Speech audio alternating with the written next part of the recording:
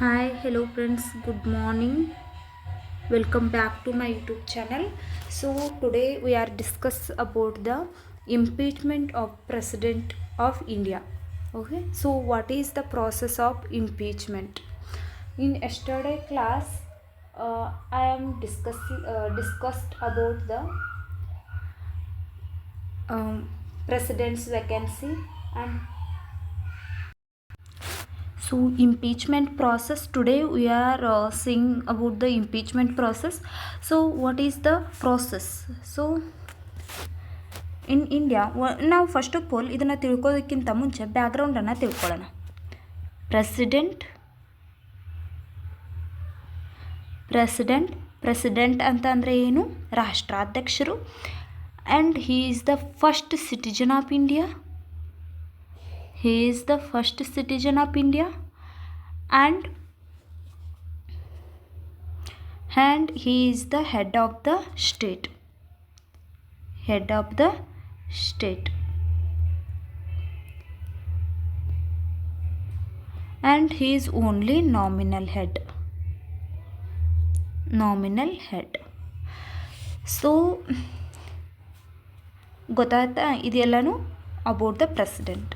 ಹಾಗಾದರೆ ಈ ಪ್ರೆಸಿಡೆಂಟನ್ನು ರಿಮೂವ್ ಮಾಡಬೇಕು ನಮಗೆ ಅಂತ ಅಂದರೆ ಸೊ ಗ್ರೌಂಡ್ ಏನು, ಯಾವ ಆಧಾರದ ಮೇಲೆ ಇವಾಗ ಒಂದು ಕೆಲಸದಿಂದ ತೆಗಿಬೇಕು ಒಬ್ಬ ಎಕ್ಸ್ ಅನ್ನುವಂಥ ವ್ಯಕ್ತಿನ ಅಂತಂದರೆ ಅವರು ಭ್ರಷ್ಟಾಚಾರ ಮಾಡಿರಬೇಕು ಅಥವಾ ಏನಾದರೂ ಒಂದು ಅಂತ ತೆಗೆಯುವಂಥ ಕೆಲಸವನ್ನು ಮಾಡಿರಬೇಕು. ಕೆಲಸದಿಂದ ತೆಗಿಬೇಕಾಗಿರುವಂಥ ಅನಿವಾರ್ಯತೆ ಸೃಷ್ಟಿ ಆಗೋವಂಥದ್ದು ಏನಾದರೂ ಮಾಡಿರಬೇಕು ಅವರು. ಆಗ ಮಾತ್ರ ಆ ವ್ಯಕ್ತಿಯನ್ನು ಆ ಕೆಲಸದಿಂದ ತೆಗಿಲಿಕ್ಕಾಗೋದು ಅಲ್ವಾ. ಸೊ ಅದೇ ಥರ ಇವಾಗ ಪ್ರೆಸಿಡೆಂಟ್ ಅಂತ ಬಂದಾಗ ಕಾನ್ಸ್ಟಿಟ್ಯೂಷನಲ್ಲಿ ಅವ್ರನ್ನ ರಿಮೂವ್ ಮಾಡಲಿಕ್ಕೆ ಗ್ರೌಂಡ್ ಬಂದುಬಿಟ್ಟು ಒಂದೇ ಒಂದು ಗ್ರೌಂಡ್ ಇರೋದು, that is the violation of the constitution. ಏನದು ವೈಲೇಷನ್ ಅಂತಂದರೆ ಸಂವಿಧಾನವನ್ನು ವೈಲೇಷನ್ ಮಾಡೋದು. Okay, violation of the constitution, ಸಂವಿಧಾನದಲ್ಲಿರೋದನ್ನು ಪಾಲಿಸದೇ ಇರೋದು ಅಂತ. Okay, violation of the constitution. This is the only ground which is mentioned at the constitution for the removal of the president. Okay, so ಇಲ್ಲಿವರೆಗೂ ಯಾವುದೇ president impeachment ಮೂಲಕ remove ಆಗಿಲ್ಲ ಇಂಡಿಯಾದಲ್ಲಿ. Okay, so no president has removed by the impeachment process till now. ಗೊತ್ತಾಯ್ತಾ? And ಇವಾಗ ಹೋಗೋಣ. processes given under the article 61 of the constitution. ground ನಾನು ಈಗಾಗಲೇ ಹೇಳಿದ ಹಾಗೆ violation of the constitution and the process. in the process what is the impeachment ಅಲ್ಲಿ process ಇದೆ, ಹಂತಗಳಿದೆ. Okay, remove ಮಾಡಬೇಕು ಪ್ರೆಸಿಡೆಂಟ್ನ ಪಟ್ ಅಂತ ರಿಮೂವ್ ಮಾಡಿಬಿಡೋದಲ್ಲ, ಅಲ್ಲಿ ಪ್ರಾಸೆಸ್ಗಳಿದೆ. ಫಸ್ಟ್ ಆಫ್ ಆಲ್ ಬಂದುಬಿಟ್ಟು initiation can be started in either house of the parliament. Either house ಅಂತಂದರೆ ರಾಜ್ಯಸಭಾದಲ್ಲಾದರೂ ಅಥವಾ ಲೋಕಸಭಾದಲ್ಲಾದರೂ ಇದನ್ನು ಸ್ಟಾರ್ಟ್ ಮಾಡಬಹುದು. ಅಂತಂದರೆ ರಿಮೂವಲ್ ಪ್ರೋಸೆಸ್ಸನ್ನು ಸ್ಟಾರ್ಟ್ ಮಾಡಬಹುದು. ಓಕೆ, ಸೊ ಇಲ್ಲಿ Rajya Sabha or Lok Sabha.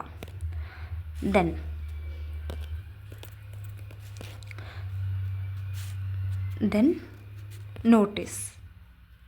So initiation ಆಯಿತಾ, ರಾಜ್ಯಸಭಾ ಅಥವಾ ಲೋಕಸಭಾ ಯಾವುದಾದ್ರೂ ಒಂದು ಹೌಸಲ್ಲಿ ರಾಷ್ಟ್ರಪತಿಯನ್ನು ರಿಮೂವ್ ಮಾಡೋಣ ಅಂತ ಇನಿಷಿಯೇಷನ್ ತೊಗೊಂಡ್ರು. ಇನಿಷಿಯೇಷನ್ ತೊಗೊಂಡ್ರ. ಅದಾದ ನಂತರ return notice signed by at least 1/4 of the members of that house must be given 14 days advance. So ಇವಾಗ ಈ ರಾಜ್ಯಸಭಾದಲ್ಲಿ ತೊಗೊಂಡಿದ್ದಾರೆ ಅಂತ ಅಂದ್ಕೊಳ್ಳೋಣ. ರಾಜ್ಯಸಭಾದಲ್ಲಿ ಎಷ್ಟು ಮೆಂಬರ್ಸ್ ಇರ್ತಾರೋ ನಾವು ಎಕ್ಸಾಂಪಲ್ ಆಗಿ ತೊಗೊಳ್ಳೋಣ. ಸೊ ನಮಗೆ ಲೆಕ್ಕಾಚಾರಕ್ಕೆ ಈಸಿ ಆಗೋ ಅಂಥ ನಂಬರ್ಸ್ನ ತೊಗೊಳ್ಳೋಣ. ರಾಜ್ಯಸಭಾದಲ್ಲಿ 200 ಮೆಂಬರ್ಸ್ ಅದಾರೆ ಅಂತ ಅಂದ್ಕೊಳ್ಳೋಣ. ಸೊ 1/4 ಆಫ್ ದ ಮೆಂಬರ್ಸ್, 1/4 ಅಂತಂದರೆ ಸೊ 1/4 ಅಂದರೆ ಇದರಲ್ಲಿ 4 ಪಾರ್ಟ್ಸ್ ಮಾಡಿದಾಗ ಅದರಲ್ಲಿ 1 ಪಾರ್ಟ್ ಅಂತ. Okay, then that is the 50. Okay, 50 is the 1/4 member. So ಈ 50 ಮೆಂಬರ್ 200 ಮೆಂಬರ್ಸಲ್ಲಿ 50 ಮೆಂಬರ್ ಏನು ಮಾಡಿರಬೇಕು, ಈ ನೋಟಿಸ್ಗೆ ಸೈನ್ ಮಾಡಿರಬೇಕು. ಆ್ಯಂಡ್ ಆ ನೋಟಿಸನ್ನು 14 ಡೇಸ್ ಅಡ್ವಾನ್ಸ್ ಆಗಿ ಪ್ರೆಸಿಡೆಂಟ್ಸ್ಗೆ ಕೊಡಬೇಕು. ಗೊತ್ತಾಯ್ತಾ? ಸೊ ಯಾವ ಹೌಸಲ್ಲಿ ಫಸ್ಟು ಮಾತಾಡಿದಾರೋ, ಸೊ ಎಕ್ಸಾಂಪಲ್ ಇನಿಷಿಯೇಷನ್ ಅಂತ ಅಂದರೆ ಫಸ್ಟ್ ಆಫ್ ಆಲ್ ಇನಿಷಿಯೇಷನ್ ತೊಗೊಂಡ್ರಲ್ವಾ, ಇದು ರಾಜ್ಯಸಭಾದಲ್ಲಿ ತೊಗೊಂಡಿದ್ರೆ ಸಮಟೈಮ್ಸ್ ರಾಜ್ಯಸಭಾದ ಮೆಂಬರ್ಸ್ 200 ಅಂತ ಅಂದ್ಕೊಂಡ್ರೆ ಈ 200ನ 1/4 ಮೆಂಬರ್ಸ್ ಇದಕ್ಕೆ ಅಗ್ರಿ ಆಗಬೇಕು. ಓಕೆ, ನಾವು ರಾಷ್ಟ್ರಪತಿಯನ್ನು ರಿಮೂವ್ ಮಾಡಬೇಕು ಅಂತ. ಅದಾದ ನಂತರ 14 ಡೇಸ್ ಅಡ್ವಾನ್ಸ್ ನೋಟಿಸನ್ನು ಕೊಡಬೇಕು. ಓಕೆ, ಅಂಡರ್ಸ್ಟ್ಯಾಂಡ್ ಆಯಿತು. ಆ್ಯಂಡ್ ಅದಾದ ನಂತರ next, first house passes the resolution of the house discusses and votes must pass with 2/3 majority of the total membership. Resolution pass ಮಾಡುತ್ತೆ ಫಸ್ಟ್ ಹೌಸ್ ಅಂತಂದರೆ ಇವಾಗ ಯಾವ ಹೌಸಲ್ಲಿ ಈ ಇನಿಷಿಯೇಷನನ್ನು ತೊಗೊಂಡಿದ್ದಾರೋ ಅದೇ ಹೌಸಲ್ಲಿ ನೋಟಿಸ್ ಮಾಡ್ತಾರೆ, 14 ಡೇಸ್ ಅಡ್ವಾನ್ಸ್ ನೋಟಿಸನ್ನು ಕೊಡ್ತಾರೆ. ಅದಾದ ನಂತರ ಅಲ್ಲಿ ರೆಸಲ್ಯೂಷನನ್ನು ಪಾಸ್ ಮಾಡ್ತಾರೆ, ಡಿಸ್ಕಷನ್ ಮಾಡ್ತಾರೆ ಅದ್ರ ಮೇಲೆ ಯಾಕೆ ರಿಮೂವ್ ಮಾಡಬೇಕು ಅದಕ್ಕೆಲ್ಲ ಡಿಸ್ಕಷನ್ ಮಾಡ್ತಾ ಇರ್ತಾರೆ. ಡಿಸ್ಕಷನ್ ಮಾಡಿದ ನಂತರ ಇದು ರಿಮೂವ್ ಮಾಡಬೇಕು, ಪ್ರೆಸಿಡೆಂಟ್ನ ರಿಮೂವ್ ಮಾಡಲಿಕ್ಕೆ 2/3 majority of the total membership ಅಂತಂದರೆ ಇವಾಗ ಲೋಕಸಭೆಯಲ್ಲಿ 400 ಮೆಂಬರ್ಸ್ ಅದಾರೆ ಅಂತ ಅಂದ್ಕೊಳ್ಳಿ. ಸೊ ನಾವು ರಾಜ್ಯಸಭಾ ತೊಗೊಂಡಿದ್ದೀವಿ ಎಕ್ಸಾಂಪಲ್, ಅದನ್ನೇ ತೊಗೊಳ್ಳೋಣ, ಕನ್ಫ್ಯೂಸ್ ಆಗೋದು ಬೇಡ. ಓಕೆ, ರಾಜ್ಯಸಭೆಯಲ್ಲಿ 200 ಮೆಂಬರ್ಸ್ ಅದಾರೆ ಅಂತ ಅಂದ್ಕೊಳ್ಳೋಣ. ಸೊ ಇವಾಗ 150 ಮೆಂಬರ್ಸ್ ಮಾತ್ರ ಅಟೆಂಡ್ ಆಗಿದ್ದಾರೆ ಈ ಇದು ನಡೆದಾಗ ಮೀಟಿಂಗಲ್ಲಿ. ಓಕೆ, ಸೊ ಇವಾಗ ಹೌಸ್ ನಡೆದಾಗ 150 ಮೆಂಬರ್ಸ್ ಮಾತ್ರ ಅಟೆಂಡ್ ಆಗಿದ್ದಾರೆ, 200 ಮೆಂಬರ್ಸ್ ಎಲ್ಲ ಅಟೆಂಡ್ ಆಗಿಲ್ಲ ಅಂತ ಇಟ್ಕೊಳ್ಳೋಣ. ಆ್ಯಂಡ್ ಈ ರೆಸಲ್ಯೂಷನ್ ಏನಿದೆ ಇದು 2/3 majority of the total membership ಅಂತಂದರೆ 2/3 ಮೆಜಾರಿಟಿ, ಇದ್ರ ಮೇಲೆ 2/3 ಅಲ್ಲ, ಇದ್ರ ಮೇಲೆ 2/3 ಟೋಟಲ್ ಮೆಂಬರ್ಶಿಪ್ನ 2/3 ಮೆಜಾರಿಟಿ ಇರಬೇಕು. ಇದ್ರದ್ದಲ್ಲ, ಪ್ರೆಸೆಂಟ್ ಇರೋದಲ್ಲ, ಆ ದಿನ ಪ್ರೆಸೆಂಟ್ ಇದ್ದು ವೋಟ್ ಹಾಕೋರಲ್ಲ. ಟೋಟಲ್ ಮೆಂಬರ್ಶಿಪ್ನ 2/3 ಮೆಜಾರಿಟಿ ಏನಾಗಬೇಕು, ಅಗ್ರಿ ಆಗಬೇಕು. ಇದಕ್ಕೆ ಅಂಡರ್ಸ್ಟ್ಯಾಂಡ್ ಆಯಿತು ಅಂದ್ಕೊಳ್ತೀನಿ. Okay, then the second house ಈ 2/3 ಹೌಸ್ ಮೆಜಾರಿಟಿ ಅಗ್ರಿ ಆದರು ಅಂತಂದರೆ so 2/3 of 200 members. Okay, so ಇದನ್ನು ಮಾಡಿದ್ರೆ ಯು ಕ್ಯಾನ್ ಅಂಡರ್ಸ್ಟ್ಯಾಂಡ್ ಇಟ್. ಇದೆಲ್ಲ ಏನೂ ಬೇಕಾಗಿಲ್ಲ. 2/3 ಅಂತಂದರೆ 3 ಜನರಲ್ಲಿ 2 ಜನ ಒಪ್ಕೋಬೇಕು ಅಂತ ಅರ್ಥ. 3 ಜನ ಪ್ರೆಸೆಂಟ್ ಇದ್ದಾರೆ, 3 ಜನ ಮೆಂಬರ್ಶಿಪ್, ಟೋಟಲ್ ಮೆಂಬರ್ಶಿಪ್ 3 ಜನ ಇದ್ದಾರೆ ಅಂತಂದರೆ ಅದರಲ್ಲಿ 2 ಜನ ಒಪ್ಕೊಳ್ಬೇಕು ಅಂತ ಅರ್ಥ ಅಷ್ಟೇ. ಓಕೆ, ಇವಾಗ ರಾಜ್ಯಸಭಾದಲ್ಲಿ ನಾವೇನು ಮಾಡೋಣ, ನಮ್ಮ ಈಸಿ ಕ್ಯಾಲ್ಕುಲೇಷನ್ಸ್ಗೋಸ್ಕರ 300 ಮೆಂಬರ್ಸ್ ಇದ್ದಾರೆ ಅಂತ ಅಂದ್ಕೊಳ್ಳೋಣ. ಆ ದಿನ 150 ಮೆಂಬರ್ಸ್ ಓನ್ಲಿ ಅಟೆಂಡ್ ಆಗಿದ್ದಾರೆ, 150 ಮೆಂಬರ್ಸ್ ಅಟೆಂಡ್ ಆಗಿಲ್ಲ. ಆದರೂ ಕೂಡ ಇಲ್ಲಿ ಏನಾಗಬೇಕು, ಇವಾಗ 150 ಮೆಂಬರ್ಸ್ ಮಾತ್ರ ಅಟೆಂಡ್ ಆಗಿದ್ದಾರೆ, ಟೋಟಲ್ ಮೆಂಬರ್ಸ್ ವೋಟ್ ಹಾಕಿದ್ರೂ ಕೂಡ ಇಲ್ಲಿ ರೆಸಲ್ಯೂಷನ್ ಪಾಸ್ ಆಗಲ್ಲ. ಬಿಕಾಸ್ 2/3 ಅಂದರೆ 200 ಮೆಂಬರ್ಸ್ ನಮಗೆ ಇಲ್ಲಿ ಏನಾಗಬೇಕು, ಅದಕ್ಕೆ ಸೈನ್ ಮಾಡಬೇಕಾಗತ್ತೆ. ಇಲ್ಲಿ 150 ಮೆಂಬರ್ಸ್ ಅಷ್ಟೇ ಅಟೆಂಡ್ ಇದ್ದಾರೆ, ಇದ್ರದ್ದು 2/3 ಅಲ್ಲ, ಇದ್ರದ್ದು 2/3 ಮೆಂಬರ್ಸ್ ಅಗ್ರಿ ಆಗಬೇಕು. ಓಕೆ, ಅಗೇನ್ ಆ್ಯಂಡ್ ಅಗೇನ್ ಹೇಳ್ತಾ ಇದ್ದೇನೆ ನಾನು.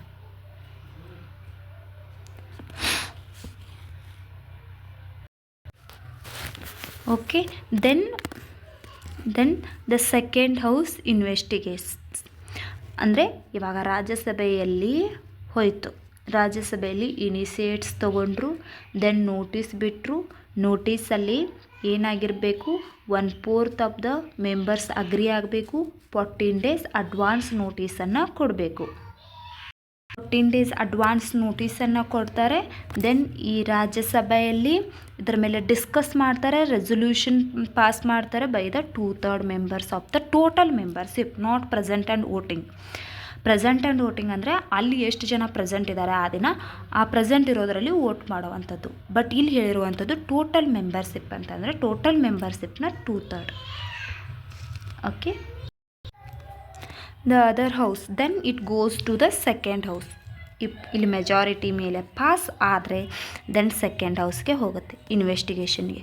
And other house investigates the charges. ಅವ್ರ ಮೇಲೆ ಚಾರ್ಜ್ ಮಾಡಿರ್ತಾರಲ್ಲ ಪ್ರೆಸಿಡೆಂಟ್ ಮೇಲೆ, ಆ ಚಾರ್ಜಸ್ಗಳು ರಿಯಲ್ಲಿ ಈ ಕಾನ್ಸ್ಟಿಟ್ಯೂಷನನ್ನು ವೈಲೇಷನ್ ಮಾಡಿದಾವ ಅನ್ನೋದನ್ನು ಇನ್ವೆಸ್ಟಿಗೇಟ್ ಮಾಡ್ತಾರೆ.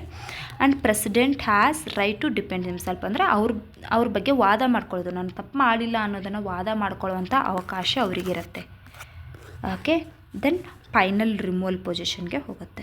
What is the final removal ಅಂತ ಅಂದರೆ, if second house also passed with 2/3 majority, ಅಂದರೆ ಲೋಕಸಭಾಗೆ ಹೋಗುತ್ತೆ ರಾಜ್ಯಸಭೆಯಿಂದ. ರಾಜ್ಯಸಭೆಯಲ್ಲೂ 300 ಮೆಂಬರ್ಸ್ ಅದಾರೆ ಅಂತ ಅಂದ್ಕೊಳ್ಳೋಣ. ನಮ್ಮ ಕ್ಯಾಲ್ಕುಲೇಷನ್ಗೆ ಈಸಿ ಆಗಲಿ ಅಂತ ಇಷ್ಟೇ ಮೆಂಬರ್ಸ್ ಅದಾರೆ ಅಂತ ನಾನು ಹೇಳಿಲ್ಲ.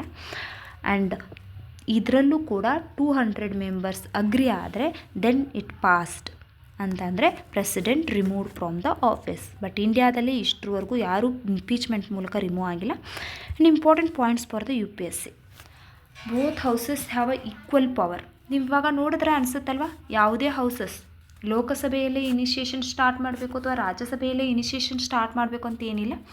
ಬೋತ್ ಹೌಸಸಲ್ಲಿ ಇನಿಷಿಯೇಷನ್ ಸ್ಟಾರ್ಟ್ ಮಾಡ್ಬೋದು. And both houses have the same majority power to remove the president. That's why we're understanding that the president has both the houses have equal power. Nominated members can also participate. Here you should understand one thing, don't get confused. While the election of the president for the appointing,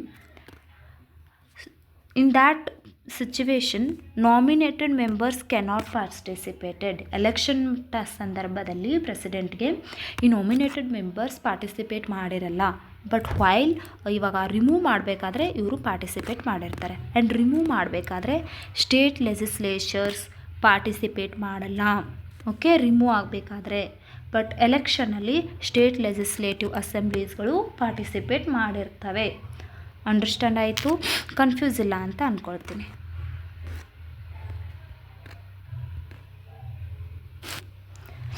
so ನೀವು notes ಮಾಡಬೇಕಾದ್ರೆ ಇಷ್ಟೆಲ್ಲನೂ ಇಷ್ಟು long ಆಗಿರೋದೆಲ್ಲ ಬರ್ಕೊಬೇಡಿ.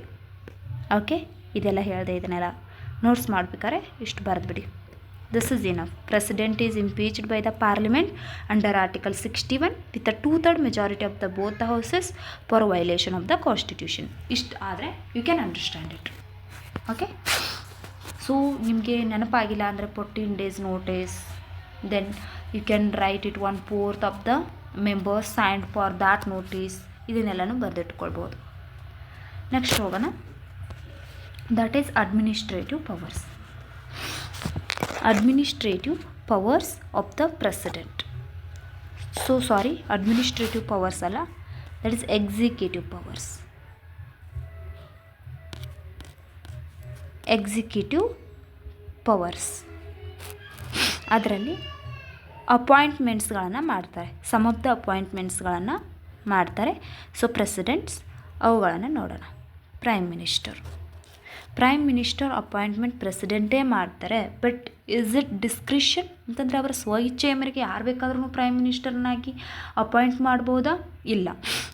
President ಆಗಿ ಯಾರನ್ನು ಮಾಡಬೇಕಂತಂದರೆ ಅತಿ ಹೆಚ್ಚು majority ವೋಟ್ಸನ್ನು majority ವೋಟನ್ನು ಯಾರು ತೆಕ್ಕೊಂಡಿರ್ತಾರೋ ಎಲೆಕ್ಷನ್ನಲ್ಲಿ ಆ ಪಾರ್ಟಿಯ ಲೀಡರನ್ನು ಪ್ರೈಮ್ ಮಿನಿಸ್ಟರ್ ಆಗಿ ಅಪಾಯಿಂಟ್ ಮಾಡೋದು. Okay, then council of ministers. Prime ಮಿನಿಸ್ಟರ್ನ ಅಪಾಯಿಂಟ್ ಮಾಡಾದಮೇಲೆ ಇವರ ಏಡ್ ಆ್ಯಂಡ್ ಅಡ್ವೈಸ್ ಮೇಲೆ ಇವ್ರು ಯಾರನ್ನು ಹೇಳ್ತಾರೋ ಅವರನ್ನು ಕೌನ್ಸಿಲ್ ಆಫ್ ಮಿನಿಸ್ಟರ್ಸ್ನಾಗಿ ಪ್ರೆಸಿಡೆಂಟೇ ಅಪಾಯಿಂಟ್ ಮಾಡೋದು. ಇವಾಗ ನಿಮಗೆಲ್ಲ ಅಂಡರ್ಸ್ಟ್ಯಾಂಡ್ ಆಗ್ತಿರ್ಬೋದು. This is a nominal head ಹೆಂಗೆ ಅನ್ನೋದು, ನಾಟ್ ಅ ರಿಯಲ್ ಹೆಡ್. ಯಾಕಂದರೆ ಇವರೇ ಅಪಾಯಿಂಟ್ ಮಾಡೋದು, ಬಟ್ ನಾಟ್ ಅ ರಿಯಲಿ ಅವರೇ ಅಪಾಯಿಂಟ್ ಮಾಡಿಲ್ಲ. ಇವರ ಅಡ್ವೈಸ್ ಮೇಲೆ ಇವರನ್ನು ಅಪಾಯಿಂಟ್ ಮಾಡೋದು. ಇವರನ್ನೇ ಯಾವ ಥರ ಅಪಾಯಿಂಟ್ ಮಾಡೋದು? ಮೆಜಾರಿಟಿ ವೋಟ್ಸನ್ನು ಯಾವ ಪಕ್ಷ ಪಡ್ಕೊಂಡಿರುತ್ತೋ ಅದರ ಲೀಡರನ್ನು. ಸೊ ಈ ಥರ ಗವರ್ನರ್ಸ್ ಆಫ್ ದ ಸ್ಟೇಟ್, ಇದು council of ministers and prime minister aid and advise ಮೇಲೇ. Then chief justice and judges of the supreme court. Chief ಜಸ್ಟಿಸನ್ನು ಅಪಾಯಿಂಟ್ ಮಾಡೋದು ಡಿಸ್ಕ್ರಿಷನರಿ ಪವರ್ ಅಲ್ಲ. ಚೀಫ್ ಜಸ್ಟಿಸನ್ನು ಹಿರಿಯ ನ್ಯಾಯಾಧೀಶರು ಯಾರು ಇರ್ತಾರೋ ಅವರನ್ನು ಅಪಾಯಿಂಟ್ ಮಾಡಬೇಕು. And justice of the supreme ಕೋರ್ಟ್ಗೆ ಕೊಲಿಜನ್ ಇದೆ.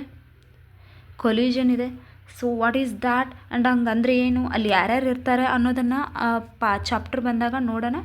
So but it has not discretion ಅನ್ನೋದನ್ನು ಅಂಡರ್ಸ್ಟ್ಯಾಂಡ್ ಮಾಡ್ಕೊಳ್ಳಿ. ಡಿಸ್ಕ್ರಿಷನ್ ಅಂತಂದರೆ ಇಚ್ಛೆಯ ಮೇಲೆ ಅವರು ಅಪಾಯಿಂಟ್ ಮಾಡಲ್ಲ ಅಂತ. And courts and high courts judges, okay, election commissioners, chief election commission and chief election ಕಮಿಷನರ್ಸ್ಗಳನ್ನು ಆ್ಯಂಡ್ ಎಲೆಕ್ಷನ್ ಕಮಿಷನರ್ಸ್ಗಳನ್ನು ಕೂಡ ಇವರೇ ಅಪಾಯಿಂಟ್ ಮಾಡೋದು. Then attorney general of India, controller and auditor general. So CAG is the controller and auditor general and attorney general of ಇಂಡಿಯಾಸ್ಗಳನ್ನು ಕೂಡ ಇವರೇ appoint ಮಾಡೋದು. Then attorney general holds his office during his pleasure. ಪ್ರೆಸಿಡೆಂಟನ್ನು ಅಂದರೆ president ಯಾವಾಗ ಅವರನ್ನು ತೆಗಿಬೇಕು ಅನಿಸುತ್ತೋ ಆಗ ಅವರನ್ನು ಆಫೀಸಿಂದ ತೆಗಿಬೋದು ಅಂತ ಹೇಳ್ತಿದ್ದಾರೆ. ಸೊ ಅದು ಬಂದಾಗ ಅದು ಯಾವ ಥರ ರಿಮೂವ್ ಮಾಡ್ತಾರೆ ಅನ್ನೋದನ್ನು ನೋಡೋಣ. Okay, then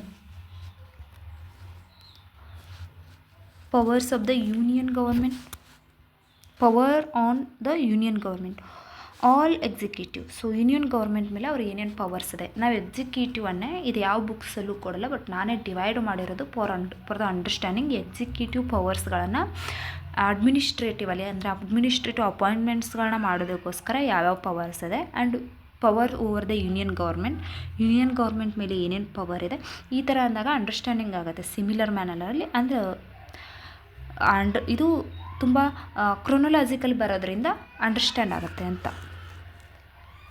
all executive actions taken in his name.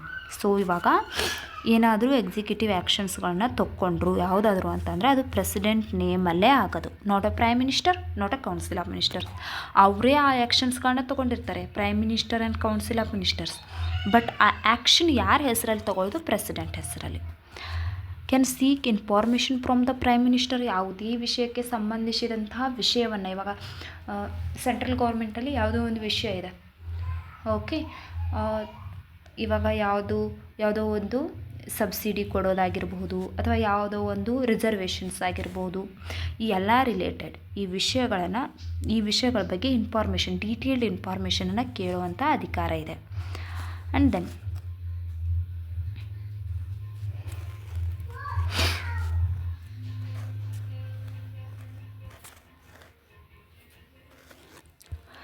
Okay, then can require reconsider of advice ಅಂತಂದರೆ ಇವಾಗ ಏನೋ ಒಂದು ಅಡ್ವೈಸನ್ನು ಕೊಟ್ಟಿರ್ತಾರೆ, ಇವರನ್ನು ಗವರ್ನರ್ ಆಗಿ ನೀವು ಅಪಾಯಿಂಟ್ ಮಾಡಬೇಕು ಈ ಸ್ಟೇಟ್ಗೆ ಅಂತ. ಬಟ್ ಅವ್ರಿಗೆ ಯಾಕೋ ಇದು ಸರಿ ಇಲ್ಲ, ಯಾಕೋ ಈ ವ್ಯಕ್ತಿ ಅಲ್ಲಿ ಸೂಟ್ ಅನಿಸಲ್ಲ ಅಂತ ಪ್ರೆಸಿಡೆಂಟ್ಗೆ ಅನ್ನಿಸಿದ್ರೆ ದೆನ್ ದೇ ಕ್ಯಾನ್ ಇದನ್ನು ರೀಕನ್ಸಿಡರ್ ಮಾಡಿರಿ. ಯಾಕಂತಂದರೆ ಈ ವ್ಯಕ್ತಿ ಇಲ್ಲಿ ಸೂಟ್ ಆಗ್ತಾನೋ ಇಲ್ಲೋ ಅಂತ ನನಗೆ ಅನ್ನಿಸ್ತಿದೆ ಅಂತ ಅಂದಾಗ ಅದನ್ನು ರೀಕನ್ಸಿಡರ್ ಮಾಡಬೇಕಾಗುತ್ತೆ. So okay, so after reconsideration ಒಂದ್ಸರಿ ರೀಕನ್ಸಿಡರ್ ಮಾಡಿಬಿಟ್ಟು ಎಸ್ ನೀವು ಇವರನ್ನೇ ಅಪಾಯಿಂಟ್ ಮಾಡಿ ಅಂದರೆ ಪ್ರೆಸಿಡೆಂಟ್ ರೀಅಪಾಯಿಂಟ್ ಮಾಡಲೇಬೇಕಾಗುತ್ತೆ. That is the binding to him. Okay, so ಇಷ್ಟು ಏನಾಗಿದೆ ಅಂತಂದರೆ ಎಕ್ಸಿಕ್ಯೂಟಿವ್ ಪವರ್ಸ್. ಇನ್ನು ಎಕ್ಸಿಕ್ಯೂಟಿವ್ ಪವರ್ಸಲ್ಲಿ ಇನ್ನೊಂದು ಡಿವೈಡ್ ಮಾಡಿದ್ದೀನಿ ನಾನು, administrative control makes rules for allocation of business of government. So what is this makes rules for allocation? ಇವಾಗ ರೈಲ್ವೆ ಮಿನಿಸ್ಟರ್, ಆಮೇಲೆ ಫೈನಾನ್ಸ್ ಮಿನಿಸ್ಟರ್ ಇವೆಲ್ಲನೂ ನೋಡಿದ್ದೀರಾ ಅಲ್ವಾ. ಸೊ ಇಲ್ಲಿ ಅಲೋಕೇಶನ್ ಮಾಡ್ತಾ ಇರ್ತಾರೆ, ಗವರ್ಮೆಂಟನ್ನು ಕೆಲವೊಂದಿಷ್ಟು ಕೆಲಸಗಳನ್ನು ಇವರಿಗೆ ಅಂತ ಹಂಚಿಕೆ ಮಾಡ್ತಾ ಇರ್ತಾರೆ, ಕೊಡೋದು. ಫೈನಾನ್ಸ್ ಕೆಲಸಗಳನ್ನ ಫೈನಾನ್ಸ್ ಮಿನಿಸ್ಟರ್ಗೆ, ರೈಲ್ವೆ ರಿಲೇಟೆಡ್ ಕೆಲಸಗಳನ್ನ ರೈಲ್ವೆ ಮಿನಿಸ್ಟರ್ಗೆ, ಎಜುಕೇಷನ್ ರಿಲೇಟೆಡ್ ವಿಷಯಗಳನ್ನ ಎಜುಕೇಷನ್ ಮಿನಿಸ್ಟರ್ಸ್ಗೆ. ಸೊ ಈ ಥರ ಇದನ್ನು ಮಾಡಲಿಕ್ಕೆ ರೂಲ್ಸ್ಗಳನ್ನು ಯಾರು ಮಾಡೋದು? President. Ensure smooth functioning of the administration ಅಂತಂದರೆ ಒಳ್ಳೆಯ ಕಾರ್ಯನಿರ್ವಹಣೆಯನ್ನು ಖಚಿತಪಡಿಸಿಕೊಳ್ಳುವುದು. So ensure the smooth functioning of the administration. Okay, ಇವಿಷ್ಟು ಏನಾಗಿತ್ತು ಅಂದರೆ ಎಕ್ಸಿಕ್ಯೂಟಿವ್ ಪವರ್ಸ್ ಆಗಿತ್ತು ಪ್ರೆಸಿಡೆಂಟ್ದು. ಇದರಲ್ಲಿ ಯಾವುದಾದ್ರೂ ಟರ್ಮ್ ಅಂಡರ್ಸ್ಟ್ಯಾಂಡ್ ಆಗಿಲ್ಲ ಅಂತಂದರೆ you can ask me in the comment section. But here ಇಲ್ಲಿ ಏನೂ ಅಂಡರ್ಸ್ಟ್ಯಾಂಡ್ ಆಗದೇ ಇರುವಂಥ ಟರ್ಮ್ಸ್ ಇಲ್ಲ ಅಂತ ನನಗೆ ಅನಿಸುತ್ತೆ. ಆ್ಯಂಡ್ ಇದಕ್ಕೆ ರಿಲೇಟೆಡ್ ಆರ್ಟಿಕಲ್ಸ್ ನೆನ್ಪಿಟ್ಕೊಳ್ಬೇಕಾ ಅಂತಂದರೆ absolutely no. So important articles ಇದ್ದರೆ ನಾನೇ ಹೇಳ್ತೀನಿ, you can remember it. But otherwise you can not mug up all the articles. It make you weaken. Okay, so polity has a lot of articles, but you do not remember all that.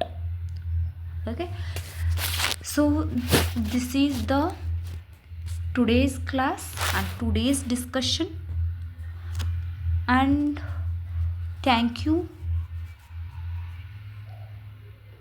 for listening me. And in tomorrow's class we will discuss about the legislative powers, financial powers and judicial powers, diplomatic powers, military and emergency powers. These all are the very simple and ನಾನು executive ಪವರ್ಸ್ಗಳನ್ನ ಹೇಳುವಾಗ ತುಂಬ ಸ್ಪೀಡಾಗಿ ಹೋದೆ. ಏನಕ್ಕಪ್ಪ ಅಂತಂದರೆ here no that much of technical ಟರ್ಮ್ಸ್ಗಳು ಯಾವುವು ಇರಲಿಲ್ಲ. ಆ್ಯಂಡ್ ಎಕ್ಸ್ಪ್ಲೇನ್ ಮಾಡೋವಂಥದ್ದು ಏನೂ ಇರಲಿಲ್ಲ, ಅಲ್ಲಿ ಅಷ್ಟು ಎಕ್ಸ್ಪ್ಲೇನ್ ಮಾಡೋವಂಥದ್ದು ಏನೂ ಇರಲಿಲ್ಲ. ಸೊ ಅದಕ್ಕೋಸ್ಕರ ಸ್ಪೀಡಾಗಿ ಹೋದೆ. You can make notes from my video, okay, by the facet. Okay, then if you do not comport with that, you can comment me in the comment section if you need the notes, and I will add PDF file in the description in next videos. Okay, thank you, bye bye.